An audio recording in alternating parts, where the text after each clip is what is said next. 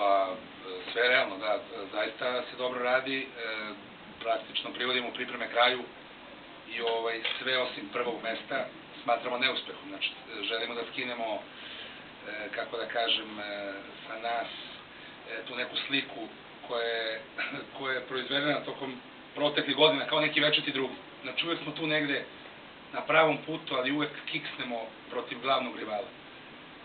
Imali smo par video sesija, znači videli smo kako igra Estonija, videli smo utakmicu prošle godine kada je Hrvatska njih iznenadila i odigrala je sa njima nerešeno i uzela im je posle podna penala, što se ispostavilo da je bilo dovoljno da Hrvatska obezbedi opstanak kada Estonija ispadne u drugu diviziju. Znači,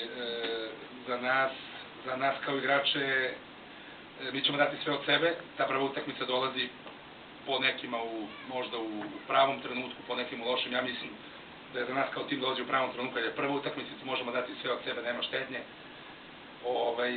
Veliki imperativ i motiv